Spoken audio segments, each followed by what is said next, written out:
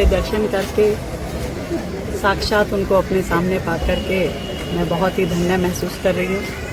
और माँ के चरणों में मेरी यही कामना है कि माँ हम सबको इतना आशीर्वाद दे, जनपति रुचि के रूप में हम जनता की सेवा कर सकें। माननीय प्रधानमंत्री नरेंद्र मोदी जी के नेतृत्व में पूरा देश आगे बढ़े, हर राज्य आगे बढ़े। ये राज्य त्रिपुरा जिसमें माँ ने स्वयं अपना स्थान बनाया है, ये आगे बढ़े। दिल्ली जो देश की राजधानी है वो आगे बढ़े। हम सभी लोग मिलकर तरक्की करें और माँ की आराधना हमेशा हमारे